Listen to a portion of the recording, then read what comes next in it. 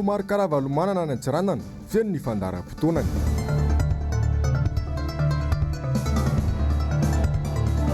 Sefokotany voambana Basiantsy atetsy Analamahitsy nanamafy fa tena nisy ary mbola mitohy ny fandrahonana. Fiangonana Jesosy Mamonjy mbola mitohy ny Sakorika niditra an-tsehatra ny mpitany filaminana. Alatsinainy fahavalo ny volana Aogositra taona 2024 miaraba tompoko lasy sy tompoko vavy tonga soa indray atao anatin'ny fotoana ny fampalalama avao ny fahitalavitry ny MBS manasanao mpanajana sy ampitaivana indray ny tenako anaraka izany hatramin'ny farany. Araka ny efa nolazaina tao anatin'ny fampalalama avao ny sabotsy lasa teo dia ny avaratro ny nosiany ny Filomaro Karavalo manana amin'izao fotoana izao feno ny fandaharam-potoana ny izay nifantoka kokoa tamin'ny zakabe ny Dorcas afitra solondehibe eo amin'ny sary ny Njaka Rakotomalala sary sy Rindra-tsary ny Manofo Randriamalala.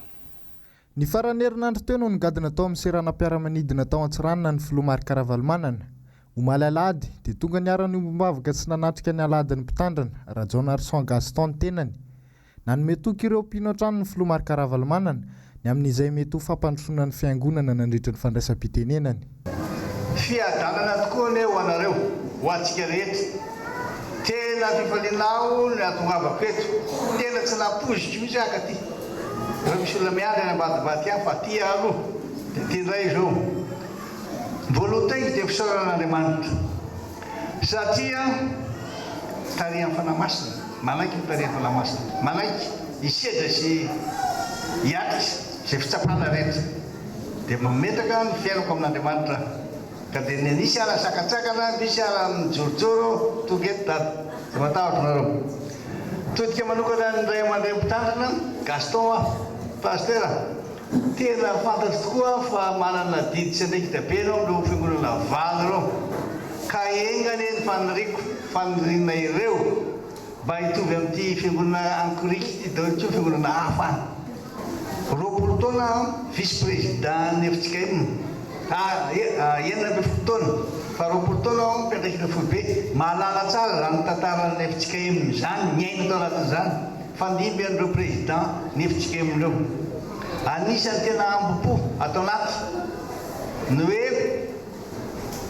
anompo arak'izay azo atao ary anatanteraka izay asa ka raha misy fanampiana azo atao mbola azo atao dia ataontsika fa eto tena midera manokana anareo eto ankorika fa tena hitako izy ny ezaka so natao hoe tonga miaraka fangoany zao fa miasa miaraka mamita an'ity zay natao miasa miaraka.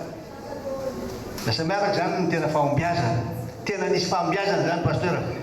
Nantany fa aiza izy ary nandeha tongotra zay nakaty faneva plage eny plage faneva meva plage eny misy andray nandeha tongotra nakaty ay tongotra izy atary nakaty akaiky any ka dia tena faly mahita anareo mivady tsy disy fanantenana mihitsy fa dia Andriamanitra mbo tsika mandrakariva amin'ny asa rehetra izay atao.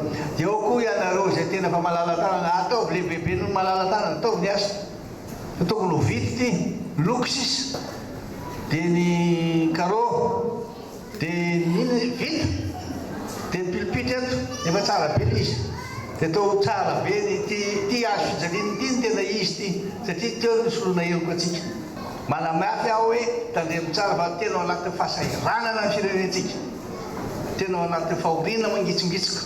Ireo ray aman-dreny reo, ireo Dorcas ireo. Manam-pitiavana be ireo, manana hery-tsy-ampozina mihitsy ireo.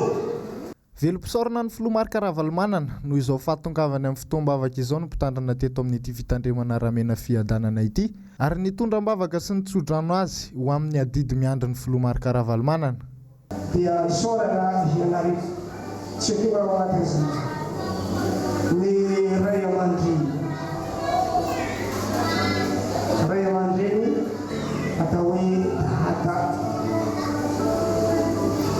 tonga manatrika izao alady mpitandrina izao miara-bavaka taminay ianao dia tena faly dia mankasitraka dia mirano soa amin'ny izay ahirina sy ny tanterahana dia ny tompo hombanao amandrakarika amin'ny andraikitra goavana na eo amin'ny fiangonana izany tsy adino ny fanampiana be lehibe nataonao amin'ny atamosana efitsika eny maheny na te hivelan'ny fiangonana azy efitsika eny ary teo amin'ny firenena ihany koa dia nanandaza ianao dia Jesosy ilay malaza dia hankalaza sy mombanao mandrakadifo. Nitota amin'ny fiara mivavaka ho fankalazana ny fionambe faharoambe folon'ny Dorcas ny fotoanany ka tao amin'ny FJKM Antseranana fahazavana no nanatanterahana izany.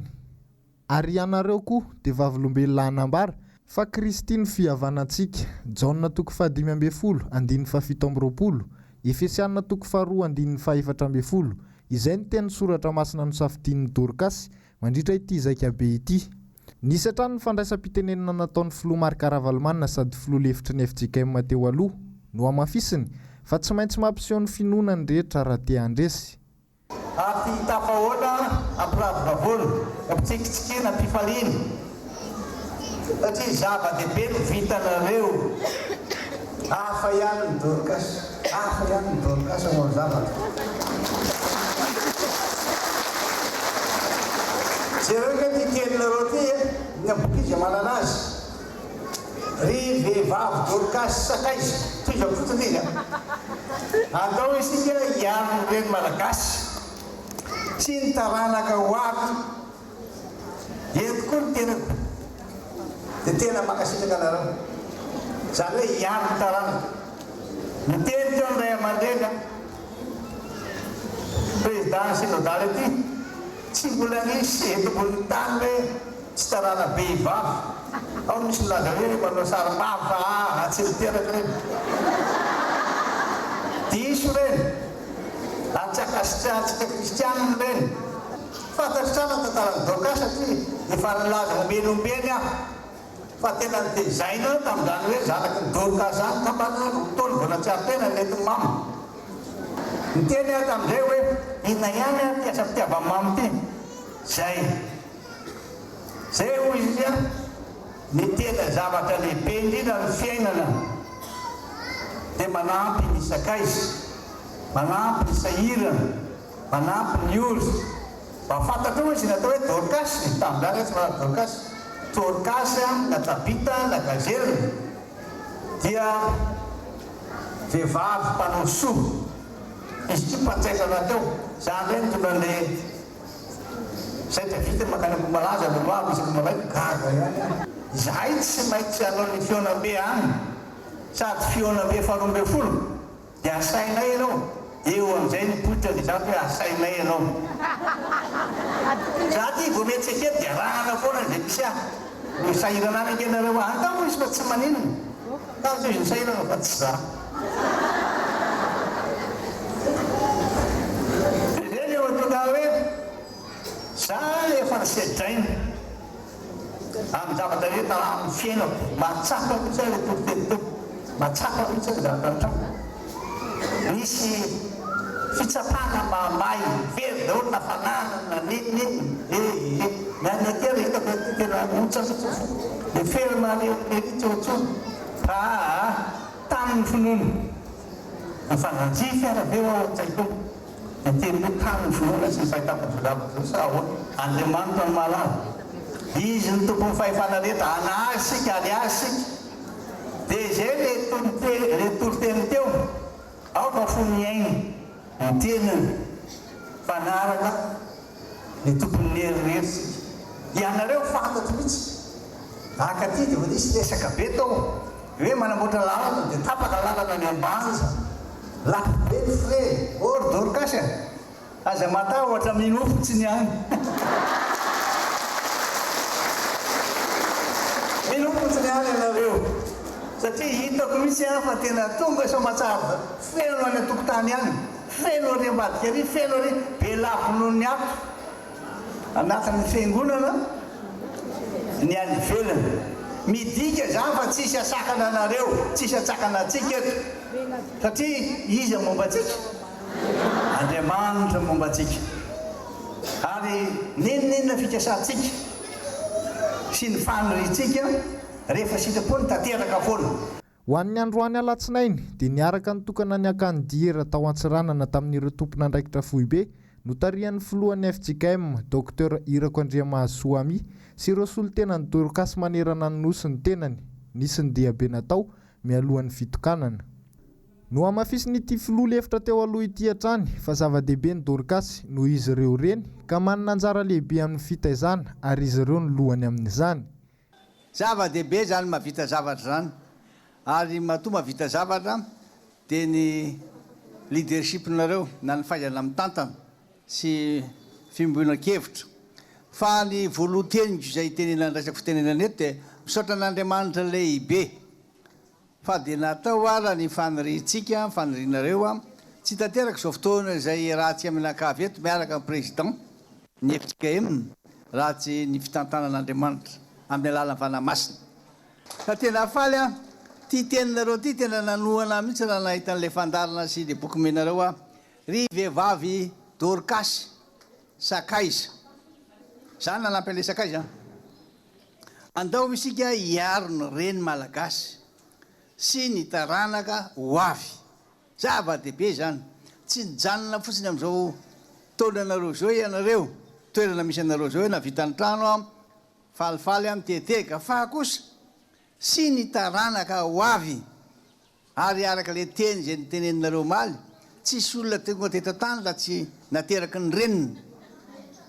Noho izany zany zava-dehibe eto amin'ity fireneny ity, eto amin'ny fiangonantsika ny fananana reny vehivavy izay mikarakara mikolokolo. Tompona ndraikitra voalohany, azoko sary an-tsaina daholo ny fahasakaranana mahazo anareo. Hitako ihany kilo hoe andana miditra tato kunaona arinareo eo kunareo Sakaiza koa kunaona nandao ndana miditra ohatrany aloha président miaraka aminareo fa Sakaiza dia Sakaiza hatramin'ny farany. Tsy misaraka mihitsy tsika. Ka raha misy fikasana raha misy zavatra tokony atao mba hanasoavantsika ny taranaka ho avy eto amin'ity fireneny ity, vonona foana Marc Ravalomanana. Iaraka aminareo foana. Dia ho an'Andriamanitra irery ihany ny voninahitra dera ny laza. Fa ho antsika kosa ny fifankatiavana, fihavanana, fahendrena ary hafe tena isika. Velom-pisaorana ny filoha Marc Ravalomanana ireo mpino sy ny tonian'ny Dorcas Foibe, ny mpitandrana Dina Trimizafy, noho ny fanampiana feno tamin'ny fanamboarana ity akan'ny tsangambaton'ny Dorcas ity. Ry vehivavy Dorcas malagasy, zava-dehibe no mahavita zavatra toy izao koa rehefa misy ny fikasana tsara sy zavatra tokony atao iarahantsika mba hanasoavantsika ny taranaka ho avy n'ity firenena ity dia miaraka aminareo foana aho. Hoy ny tenin'ny filoha Ravalomanana mampahery ireo Dorcas mpisaika tonga tao Antsiranana. Ireny ny vaovao avy any Antsiranana fa nivoaka tamin'ny fahanginany kosa androany Lese Fokontany norahonina ny solombam-bahoaka Naivra Olodinina Basy ny 3 Aogositra lasa teo. Maraky ity ny androany mbola mitoy ny fandrahonana atao amin'ity Lese Fokontany ity ary milaza ny toromontenany ao anatin'izany. Asina Andriamalala sy Tahirina. Mbola mitoy ny fandrahonana miatra amin'ny Lese Fokontany nalamahitsy teo aloha izay laza fanambana ny solombam-bahoaka Naivra Olodinina Basy sy antsy ny 3 Aogositra lasa teo. Nanamafy ny mpisolovavy an'ity Lese Fokontany ity fa tena nisy ny fanambanana basy ny antsy ary fanagiazana finday nataon'ity solombam-bahoaka ity. Manamafy Andriamatoa Andrianina fa nisy ilay izy. Ary raha izy manamafy dia azo inona fa nisy ilay izy fa tsy ohatran'ilay fikambanan'ny filohan'ny Fokontany 720 izay sady tsy tao atoerana nefa milaza ny zahatra tsy hitany. Fa ny zahatra azo raisina amin'ny fanambaran'ny filohan'ny Fokontany fikambanan'ny filohan'ny Fokontany 720 angamba ny azo raisina ao anatiny dia hoe manamafy tokoa zareo fa fomba ny solombavam-bahoaka no maka ny findayan'ny olona izay miresaka ao aminy. Fa tamin'ity ndray mitoraka ity tsy naverina ilay izy. No ny antony hoe tsy fantatra moa zany inona ny antony tsy namerenany azy. Mizahatra mampiaya azy ve ao anatin'ilay telefônina sa misy inona. Ary rahantsika malala ngely olona miakatra plateau manao fanambarana amin'ny Ainao Manjery, zay foana ny averimberina matetika. Manana basy kongo fo namafisina zany le izy ary nitranga le izy tamin'ity efa fantatra hoe zay nitoetran'le olona, zay ny firesany isaky ny mandehany amin'ny Ainao Manjery tamin'ity ndray mitoraka ity nitaterana le izy tamin'ny filohan'ny Fokontany.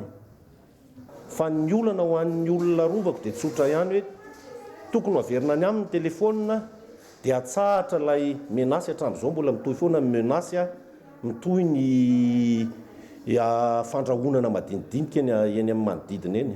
nandeha ny feo fa manao alaheri toerana ity sefokotany natsahatra tamin'ny asan'ity nandiso izany ankoa moa ny mpisolo vava raha ny nataon'la sefokotany ake raha ny zava-nisy dia hoe notifieny izy lay décision d'abrogation lay nomination na sefokotany zany moa tsy fantatra hoe zay ve ny tena tokony ho fomba ny solombavam-bahoaka ve ny tokony inotifie didi-pitondrana anankiray manova filoham-pokotany fa zay le lazaiko hoe mifankaro ny akoso ny vorona dia tsy tokony hanao serifa lasa manao asana serifa na dia atao hoe solombavam-bahoaka ary ny tokony ho asany dia manao an'izay izy a dia lasa trany amin'ny hoe anjara ndraikitra hoe zay ve fomba tokony notifiena dia manakery ve le notification n'ilay abrogation amin'izay fotoan'izay nilaza ny Itory ity sefokotany nambanan'ny Naivo Raholdina Basy sy Antsy ity miandry kosa ny fandraisana andraikitry ny anteny meram-pirenena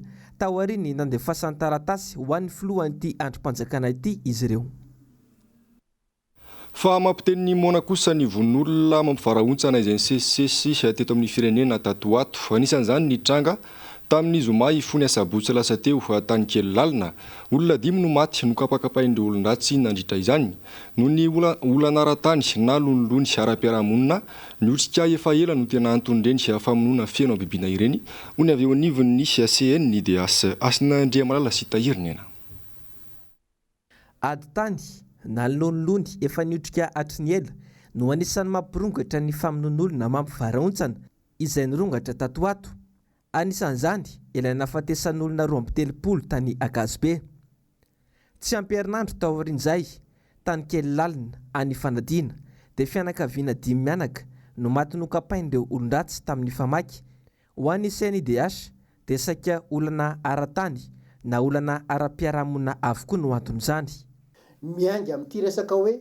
lonilony miangy amin'ny hoe valifaty dia hoe ny andringany sy ny tena anapotipotika tanteraka mihitsy zany ny tanjona dia izay zavatra izay misy ny tsy fahafaliana ny resaka fananantany ny resantsika teo fa mety misy antony be dia be ihany koa no mahatonga an'izay zavatra rehetrarehetra izay fa ny eloka ny von'olona dia mitovy foana ihany rehefa ohatra ka von'olona dia tsy maintsy saziana sy faizina fa circonstance aggravante moa zany le hoe fiatsika feno abibina sy tena hoe miendrika tsy firarahiana dia reny indray adidin'ny fitsarana mijery ny fepetra enjana mifandraika amin'izay matetika ihany koa dia tsy mahatoky ny fitsarana sy ny fivoahan'ny didy ny nanivon'ny fiarahamonina ka mahatonga ny tranga tahaka ireny atsika angamba raha mijery efa maninona ny tonga amin'ny valifaty dia ny dikan'izay endrika fitsaram-bahoaka ihany io valifaty io satria tsy mahandry ny fitsarana amoaka didy anasazy sy anafay tsy nanao ny tsy mety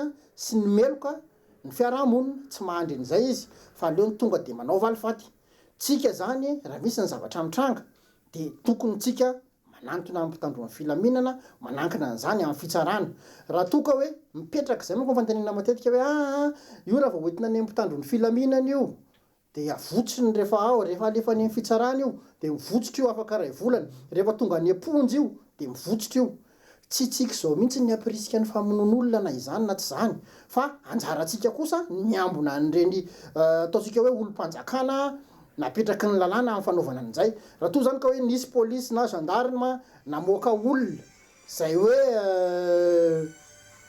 nanao ny tsy mety alohan'ny fotoana na hoe misy resaka kolokolo any ambadika na koa hoe misy eo anivon'ny fitsarana fantatra fa hoe misy zavatra tena miariary fa tsy araky ny tokony ho izy dia ireny zany ny tokony jerevan'ny fiarahamonina hoe iza no manao an'izay atraizana anaovany an'izay satria misy ny rafitra koa ahafahana manenjika an'ireny olona ireny arak'izany dia ny fametrahana ny tany-tandalana tena izy ary aingana ny famoahana ny didy no tena ahafahana misoroka izao tranga mampihodikoditra izao satria ny kolikoly izay mahazovahana eto amintsika no mahatonga izao fiarahamonina sy mba tanteraka izao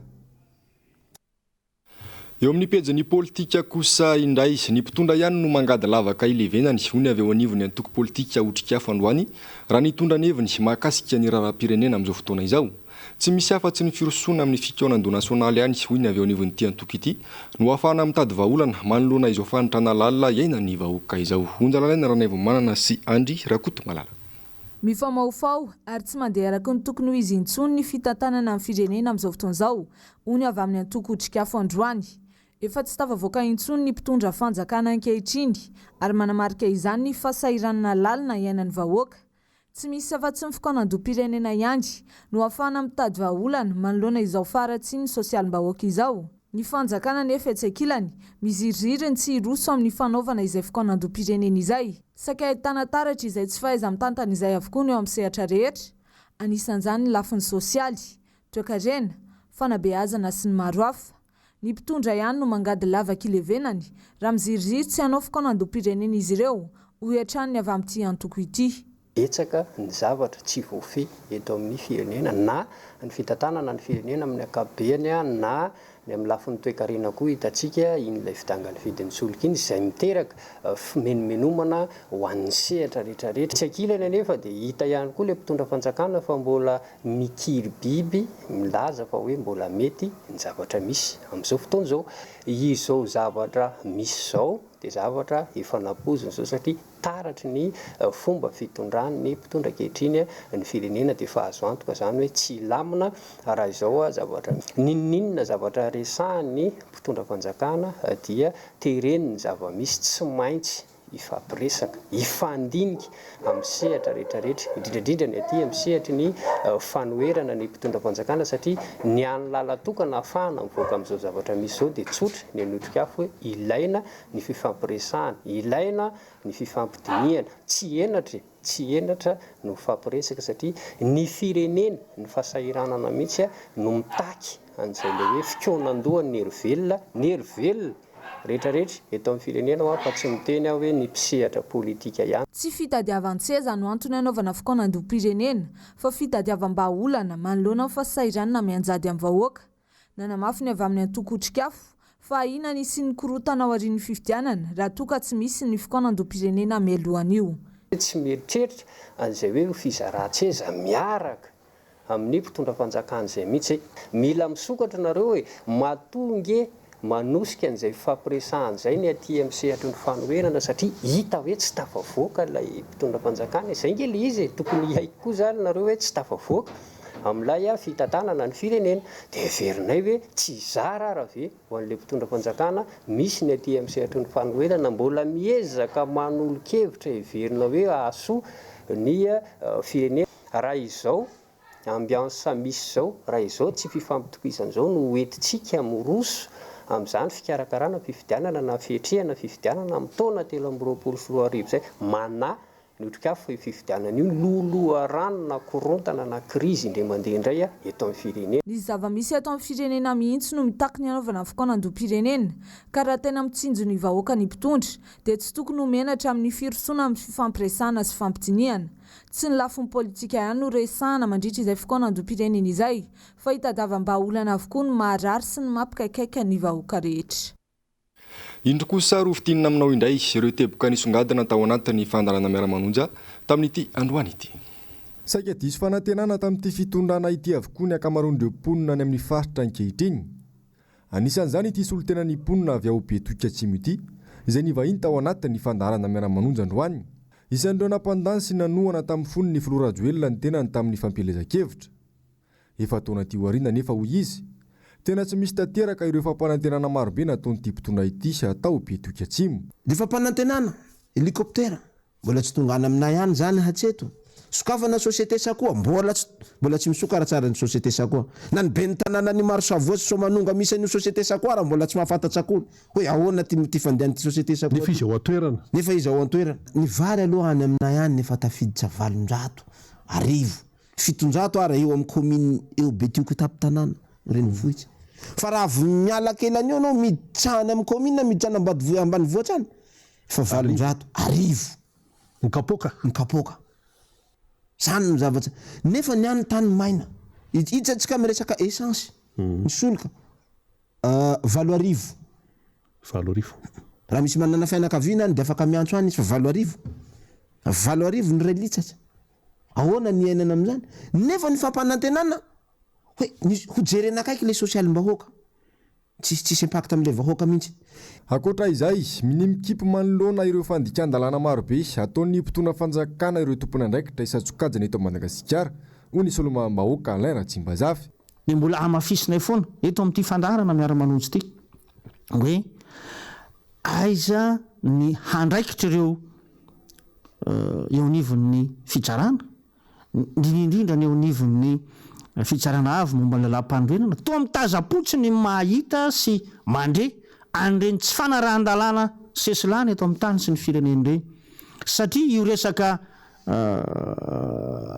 lalàna mifehan'ny fifidianana zay ho an'ny sefim-pokotany io efa ely io vohitsakitsaka satria raha patsahivitsika dia voalaza tsara ao anatin'izany lalàna zany fa 3 volana aoriana ny fifidianana be ny tanàna dia tokony hirsoana izany fifidianana sefim-pokotany sy ny lefiny zany tsy voaly zany nandritra ny taona maro tena raha ny fifidianana sefim-pokotany farany le matofaniry dia tany amin'ny taona 7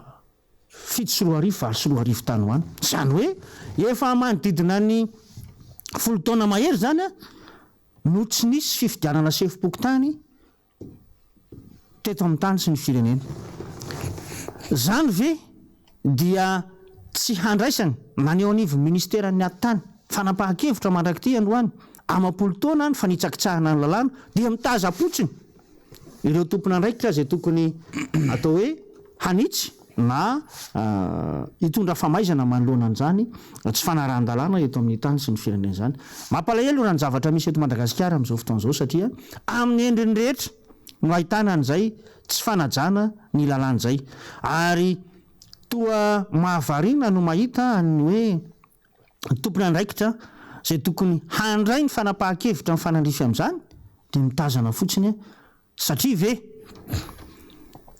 ny fitondram-panjakana amin'izao fotoan'izao no tsy manaja ny lalàna dia mangina ny rehetra ataoko fa tsy tokony hiaina an'izany intsony isika vahoaka malagasy aokotsika hijoro ary sa hiteny ireny tsy fanarahan-dalàna isan-karazany mitranga eto amin'ny tany sy ny firenena ireny saika voaresaka tao anatin'ny fandaran'androany avokoa mofo ny sehatry ny politika ny toe-karena ary ny sosialim-bahoaka amin'ny ankapobeny.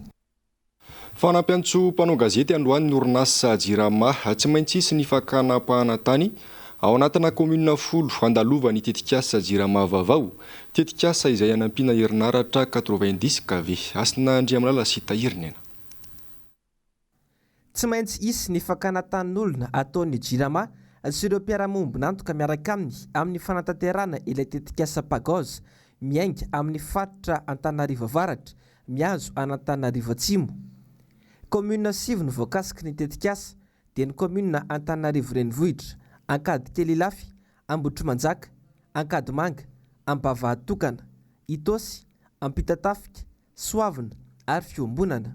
Misy travaux de construction raha atao amin'ny teny frantsay zany travaux de construction na tambojotra fitaterana herinaratra izay miainga eo Tananoro moa zany no fomba ilazany Jirama azy ny mizara anankiroa zany izy io ny iray miainga Tananoro makany Ambotivona dia ny iray miainga Tananoro ihany makany Tana Sud zany na le poste source iria Nosy zany mahatratra 60 kilovolta zany ny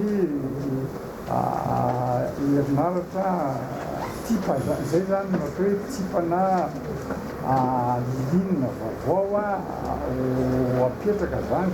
Ny andrandrainy maro dia mba ho voalohan'ny Jirama sy ireo mpiara-miombonantoka aminy avokoa ary tsy misy fanambakana ny vola sy ireo tambiny takin'ireo tompon-tany izay voakasiky ny tetikasa. Androany dia tsy mbola nazahoana ny heviny ireo tompon'andraikitry ny commune voakasiky ity tetikasa ity. Vavaony tsy fandriam-pahalemana kosa indray mitombo andramanalina ny tebotebon'ny olom-pirenena manoloana ny tsy fisian'ny fandriam-pahalemana intsony eto amin'ny firenena.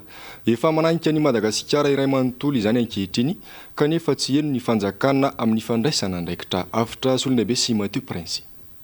Misesy loatra ny fandrenesana fanafiana miaro vonolona tato ato, mandry tsy lafo loha tanteraka ny vahoaka malagasy tsy vaky volo. Raha ny eto andrenivohitra, tsy afa-misaraka ny resaka fanendahana sy ny vakitrano ary ny alabotry. Tsy ahitana faritra milamina intsony mihitsy fa na andro atoandro be nanahary, na hariva, na alina, na maraina dia anjakan'ireo olon-dratsy avokoa. Antony mahatonga izany tsy fanananasa. Ny vidim-piainana miakatra ka mitarika ny sain'ny olona anaonao foana. Miaina izany avokoa ny rehetra ary toa efa saika lasa andavanandrom-piainan'ny olona mihitsy satria tsy misy ny fandraisana andraikitra mivaingana hoentin'ny fanjakana. Mitranga ary misesy ihany koa ny any amin'ny faritra. Ao ny alatromby, ny alabotry, ny vakitrano, ny fanakanan-dalana, ny fakana-kery, ny zazavarira sy ny sisa maro. Ny farany teo izay nampitodika an'izao tontolo izao taty Madagasikara mihitsy dia nitranga tao Akazobe. Nanaraka azy ny fandorana trano nataon'ny daly tao Farafangana. Raha ny fampitam-baovao hatrany dia nitrangana famonoan'olona feno abibiana ihany koa tao amin'ny faritry fanadiny iny. Maro ny tranga mampiororo any ambany ravinahitra rehetra any fa satonany ihany ireo. Makaiza ny fandraisana andraikitra ataon'ny fitondram-panjakana sy ny olom-boafidy maro ary ny mpitandro ny filaminana. Manao famoretana sy mampitahotra ireo mijoro amin'ny rariny fotsiny no tena ahitana azy ireo, fa ny fiainam-bahoaka izay mikorotana dia adino tanteraka. Ny tranga rehetra tahaka izao dia mahatonga ny fanehoan-kevitry ny olom-pireneneny rehetra eny, milaza hoe mbola misy fitondrana ve eto. Mbola mitokosa ny rotaka sy ny fifandonana teo amin'ireo sampino ao amin'ny fiangonana Jesosy Mamonjy Omaly Alahady. Nakatona vonjomaika ny fiangonana Omaly ary nisy mihitsy ireo nosamboriny mpitandro filaminana Asina Andriamalala sy Tahiriny ena. Mbola antony sakoroka teo amin'ireo sampino ao amin'ny fiangonana Jesosy Mamonjy Omaly Alahady 7 Aogositra 2024 sy 2025. Voatery niditra antsehatra ny mpitandro filaminana satria nahery ny fifandonana teo amin'ireo sampino. Nisy tamin'ireo mpino mantsy nantanteraka alimbavaka tao am-piangonana ny sabotsy Ifo Alahady ary tsy nampiditra ireo mpino hafa tonga hivavaka Omaly Alahady maraina ka izao nampiteraka ny fifandonana izao.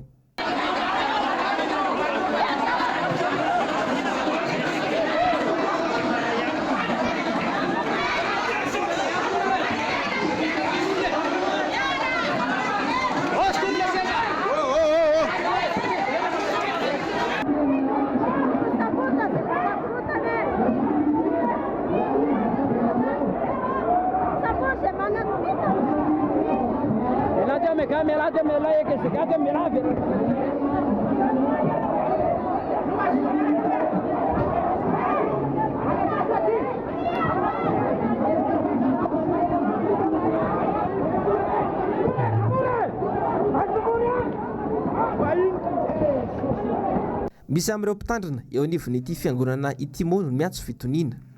Ny zavatra misy ny tokon'olona izay nandray anjara tamin'ny fifidianana, ireo no tsy faly tamin'ny voka-pifidianana ary dia anisan'ny atao hoe nanome fo na koa hoe anisan'ny hoe nitarika izay karazana saforivory izay. Eo anatrehan'ny zava-misy dia mbola manao antsoavo sy fanentanana izay ho amin'ny rehetrarehetra tsy akanavaka fa ny fiangonana no tokony modely amin'ny filaminana, ny fiangonana no tokony modely amin'ny fandriam-pahalemana, ny fiangonana no tokony modely amin'ny fifankatiavana. Fa kosa raha toka misy ny olana, raha misy ny problema dia io ny sata, io ny fitsipika anaty ao ny ministera-pia azo atao ny mifampiresaka na mijery izany rehetrarehetra izany. Araka ny fantatra dia nakatona vonjomaika Omaly Alahady ny fiangonana Jesosy Mamonjy. Nanapa-kevitra kosa ny prefektura n'Antananarivo androany alatsinainy fa miverina misokatra ny fiangonana ary tsy averina intsony ny fifidianana izay tena fototry ny olana ao amin'ity fiangonana ity. Eo amin'ny tontolon'ny fizahan-tany kosa indray ny avitsy ireo mpizahan-tany tonga teto Madagasikara tato anatin'ny bolana voalohany tamin'ity taona ity hoy Dany Rakotoson hampisehatra eo amin'ny tontolon'ny fizahan-tany. Anisan'ny mamelona ny toe-karen'ny firenena ny sehatra ny fizahan-tany ka tsy tokony atao ankilabao ny fanarenana izany. Tsy manana politika pampandrosoana mazava ity fitonana ity hoy hatrany ny fanazavany. Onjalany Raneva Manana sy Andry Rakotomalala. Ny enany isan'ireo mpizahatany tonga teto Madagasikara tao anatin'ny enim-bolana voalohany tamin'ity taona 2024 ity hoy ireo mpisehatra. Anisan'ny mamelona ny toe-karem-pirenena ny resaka fizahantany ka tokony hametrahana politika mazava ny fampiroboroboana sy fampivelarana io sehatra io, indrindra tao aorian'ny fotoana nampivavay ny valinaretina COVID-19 izay nisy fiantraikany ratsy teo amin'ity sehatra ity. Mbola tsy tafarina ny fizahantany eto amintsika roa taona mahery aty aoriana. Miavitsy ireo mpizahantany avy any ivelany tonga eto Madagasikara. Ny mpizahantany anatiny indray dia saika tsy manana ny fahefana anaovana izany intsony ny ankamaroan'ny malagasy. Ny fanarenana ny fahefa-mividin'ny malagasy aloha ny tokony masoan'ny mpitondra amin'izao. Sarotra nisy ny fampandrosoana eto amintsika raha mbola izao zava-misy eto amin'ny firenena izao no jerena. Ohatra ka jerentsika izao mpizahatany amin'izao fotoana izao teo amin'ny 4 arivo sy iray alina teo fotsiny no mpizahatany tonga teto Madagasikara tamin'iny enim-bolana voalohany iny, izay nefa antsika tadidio fa raha tamin'ny fotoana mahazatra efa tokotokony tonga tany amin'ny ray hetsy tany na 5 alina sy ray hetsy. Izay zany izao hoe resaka hoe mpizahatany ivelany. Ny amin'ilay mpizahatany anatiny indray ny olantsika ny resaka fahefa-mividy. Eo foana no ifampiresahana amin'ny fitondram-panjakana hoe atsarao ny fahefa-mividin'ny malagasy satria tsika ny afaka mamely teny dia mampalahelo angeny mahafantatra hoe tsika firenena tsala amin'izao dia isan'ny firenena faran'izay manitra foana tsy eken'ny eritreritry tsika malagasy tsirairay angamba an'izany zavatra any ary tsy eketsika mihitsy. Tena azo atao tsara mihitsy ny ampanankarenan'ireo vahoaka ireo fa mila politika mazava tsara izay zavatra izay. Tsy mbola ho hitantsika mihitsy zany raha politika ataon'ny fitondram-panjakana amin'izao fotoana izao, zany atao hoe Madagasikara mba nda hiakatra any amin'ny 20e rang na 50e rang mondial ny richesse izay ananany tsara izay capacité izay fa tsy hoe tsy ananany akory. Fa nasiany teny ihany koa ny mahakasika ny zava-misy tany Ankazobe ny herinandro lasa teo. Dokotera aorian'ny fahafatesana hoy Danira Koutsan no azo antikana ireny fihetsika nataon'ny mpitondra ireny. Raha tena te hampandroso ny firenena ny mpitondra dia atao lahara-pahamehana amin'ny fanatsarana ny fandriampahalemana. Mifandray betsaka raha teo ny fizahantany sy ny fandriampahalemana. Ho sarotra ny sitona mpizahantany ho tonga eto amintsika raha mbola manjaka toy ny misy amin'izao fotoana izao ny tsy fandriampahalemana. Malahelo anao rehefa mahainao an'ireny tany Ankazobe ireny.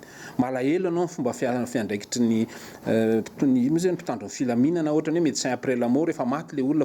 Zany zavatra zany asan'ny gouvernement anankiray gouverner c'est prévoir. Dikan'izay zany tsy tokony hisy mihitsy ireny zavatra ireny, tsy tokony hisy ireny zavatra ireny, tokony efa aloha anao dia efa mametrapetraka. Efa taona 2020 sy 2024 tsika amin'izao fotoana izao mbola amin'izany ihany ny zavatra misy. Ohatran'ny tamin'ny Western tany amin'ny tsaiko tany 1930 tany 1930 zany ve efa ananantsika daholo ny resaka teknôlôjia, ananantsika daholo ny resaka satelita, ananany amin'izao fotoana izao tsy tokony hisy ny zavatra ohatran'ireny, tsy tokony ho tonga intsony mihitsy. Ka ny tsy fananantsika fitondram-panjakana mahefa sy mahavita azy dia izay ny zavatra amin'izao mampalahelo satria be da be ny von'olona na resaka tsena malahelo anao hoe andeha hiary ny olona anankiray dia aloha omby anankiroa ihany no ompiana fa sao dia tonga ny dahalo nandao anao akory folo telopolo. Aiza zany le fahafahantsika mandroso ka izay zavatra izay foana mila jeren'ny fitondram-panjakana satria tadidio fa na ninona tenentsika tompona ndraikitra voalohany foana fitondram-panjakana. Tsy manana politika ampampandrosoana mazava ity fitondrana ity ka tsy mahagaga araiky izany raha izao ny zava-misy eto amin'ny firenena. Azo atao tsara ny manala Madagasikara ao anatin'ny fahantrana raha ny tombontsoa ny vahoaka aloha no katsahan'ny mpitondra fa tsy ny fitazomana seza fotsiny. Laha ny andro manenjika ireo tsy mitovy hevitra aminy ity fitondrana ity ka manadino ny tena lahara-pahamehana ho an'ny vahoaka. Fa misy eo amin'ny endriny maro ny tsy fanajana ny zony mpiasa eny anivon'ny orinasa. Anisany ahitana taratra izany ny eo amin'ny fiahina ara-tsosialy ny mpiasa. Maro ny orinasa no tsy mahavoaloha latsa-kemoka ka mahatonga ny fahatapahan'ny fisitrahan'ny mpiasa ny zony. Onjalalaina Ranaivo Manana sy Andry Rakotomalala. Maro ny fitarainana voarain'ny syndika mahakasika ny tsy fanajana ny zony mpiasa eny anivon'ny orinasa hoy avy amin'ny randrana syndikaly. Anisany ahitana taratra izay tsy fanajana ny zony mpiasa izay. Ny tsy fisitrahana ireo tombontsoa tokony ho sitrahiny rehefa misy fandroana na fanalana mpiasa iray. Fa eo ihany koa ny tsy fandrotsahan'ny orinasa ny latsa-kemboka amin'ny fiahina ara-tsosialy ny mpiasa. Ankoatr'izay, maro ihany koa ny mpiasa no voatery manao asa voanjo nefa tsy misitraka ny tombontsoa mifandraika amin'izay akory eny anivon'ny orinasa maro eto amintsika. Manao izay daniny kibon'ny mpampiasa. Ny mpiasa etsy ankilany tsy mahasamanohitra noho ny tahotra sa ho voaroka. Manahirana ny fitadiavana asa amin'izao ka mionona amin'izay eo na dia hiaran-tsindry azo lena aza ny ankamaroany ny mpiasa malagasy. Be dia be ny fitaraina amin'ny mpiasa. Io moa zany fitaraina tena anisan'ny hoe maharary sy mihatraika amin'ny mpiasa zany ilay tsy fanajana zon'ny mpiasa any amin'ny toeram-piasana indrindra zany ho an'ireny le olona voaroka ireny dia tsy mahazo ny zony. tena efa mitomany mandadilady mihitsy le mpiasa vao mahazo ny zony. Eo ihany koa no hoe tsy fahaloavan'ny orinasa io moa zany maro ny orinasa tratran'iny zany indrindra tao aorianan'izay hoe crise zay zany hoe tsy voalohatra ny knapsa na tsy voalohany eo sy ity dia tapaka zany reny. Zavatra tena mateti-pitranga zany dia le fanaovana n'ilay atao hoe asa voanjo. Ny atao hoe asa voanjo zany dia ilay asa ambony apanga asaina ataon'ny mpiasa kanefany tsy omena tambiny izy zany. Tsy maharaka n'isan'ireo vao avy navita ny fianarana ny tsenan'ny asa eto amintsika. Maro ny tanora ny manao ny asa tsy mifandraika amin'ny fianarana na ny mari-pahaizana nanany akory. Tsy tantaratra ihany koa ny politika anosehana ny fananganana orinasa ataon'ny mpitondra. Vitsy amin'ireo manana hevitra hanangana orinasa ny mahatody hatrany amin'ny fitsanganany noho izay tsy fahampian'ny tosika izay. Vao maika mampitotongana ny toe-karena malagasy, ny olana tsy fahampian'ny asa eto amintsika, ny tsenan'ny asa efa tsy ampy, ny orinasa sasany tokony hanampy ny olom-pirenena maro akatona sy hanaovana tsindry azo lena. Eo amin'ny pejy fanatanjahantena kosa indray dia niondrika teo anatrehan'ny Senegal ny ankoalehilahy raha toka niondrika teo anatrehan'ny Mali kosa ny sokajy vehivavy. Atahorana araka izany ny mety ho fitranga ny lalao any amin'ny ampahifadalana avitra Solonebe sy Andry Rakotomalala. Naneo ny heriny sy ny faiza manao ny hatrany ny ankoay Mali nanoloana ny Algérie. Niezaka mafy ny ekipa pirenena malagasy na teo aza ny fametrahan'ireo ekipa pirenena algérienne. Nafanatrany lalao ka isa tery 7-20 ho an'ny Algérie raha 5-10 ho antsika malagasy noho ny sarahana. Maro ny lesoka hita hoy ny mpanazatra sy ny mpilalao fa naomby ihany ny paikady napetraka ny alahady maraina mialohan'ny lalao. Rehefa mandresy zahay dia mandresy Madagasikara, rehefa resy zahay dia resy koa Madagasikara. Dia tsy afenina aminareo fa nitaintena be ny mpanazatra rehefa Katifoty Matiasy lova Algérie. Efa misy zatra ny naranay averiko tamin'ny maraina nanomanana an'izay. Tsy mora ny atrika an'iny satria mafy be reny Algérianina reny. Ny tena olana teo dia nitovy ihany fa mba nahafaty 2-3 tsika tany amin'ny isa 3 fa izy tsy nahafaty mihitsy. Izay aloha nasamihafa anazy. Taty amin'ny défense indray lavaka be ho anay malagasy ho antsika malagasy sy Madagasikara ny verrouillage sy ny rebond défensif. Raha ny lalao an'ny vehivavy androany dia niondrika teo anatrehan'ny Mali tamin'ny isa 7-20 izy ireo tao amin'ny gymnase Vatofotsy Atsirabe. Eo amin'ny larana fahatelo araka izany no misy ny ankoay vehivavy ka na i Tanzania na i Guinée no ifandona amin'izy ireo amin'ny ampahifadalana. Raha resin'ny Senegal tamin'ny isa 70 no 12 kosa ny ankoay sokajy lehilahy ny hariva teo. Mitono lalao ary miezaka manome ny tsara hatrany ireto ekipa pirenena antsika ireto ao anatin'izao Afrobasket U18 izao. Eo amin'ny pejy maresaka iraisan'ny pirenena no alavain'ny Chine trany ny fotoana anaovan'ireo tafika ny fizaran-tenany ho an'ny androany. Ankilan'izay tsy mijanona ihany koa ny fanambarana ataon'ny ministeran'ny raharaham-bahiny sinoa ny amin'ny filazana fa fizaran-tena madio io ataon'io. Avitra Solonebe eo amin'ny sarin'ny France 24 rindra sarin'ny Manofo Randriamalala. Miditra amin'ny andro fahadimy fizaran-tena ataon'ny tafika sinoa amin'izao fotoana izao. Mitohy hatrany ny famoahana ireo fiaramanidina ny tafika sy ny sambo mpiady. Tsy misy ny fiovana fa vao maika manamafy ny sinoa manatanteraka ny fizaran-tena ny manamorona ny faritanin'ny Taiwan. No amafisin'ny mpitondra teny ministeran'ny raharaham-bahiny sinoa Wang Weibin fa tafiditra ao anatin'ny Chine ny Taiwan noho izany dia fizaran-tena tsotra izay tafiditra ao anatin'ny faritaniny ity atao ity ary amin'ny fomba matianina. Tokony ho malalahady ity fizaran-tena ity no tapitra kanefa dia izao tohizan'izao hatrany. Efa nisy moa ny fanambarana nataon'ny Taiwan milaza fa fiantsiany izao ataon'ny Chine izao ka nilaza izy ireo fa hanatanteraka fizaran-tena ihany koa ny tafika ao an-toerana manomboka raha-pitso talata. Nilaza nefa kilan'ny General Pobaiko ny tafika taiwanese fa tsy mikitika ny faritaniny na izany anabakabaka na an-dranomasina ireo fiaramanidiny ny tafika sinoa na ny samby mpiadiny. Manoloana izany kosa dia isy ny fanetsehana ny tafika entina noerana ny mety ho fandrahonana. Fa manoloana izao savorovory rehetra izao dia mitohy hatrany ny andavanandrom-piainan'ny olona ao Taiwan. Alohan'ny sarahantsika aloha dia indro tanseiko aminao ireo fandarana ao arainao aorian'izao fa fampalalambavao izao ny fandarana aona marina, ny fandarana Global News ary ny fandarana Dinka. Mon cousin io kosa no lohateny noronantsarina amin'izao ho atolotry ny ambiasaonao aorian'izay sy rehetra izay ny tena kosa mametraka ny manapitafa ho amin'ny rapitso indray avelo maro tompoko.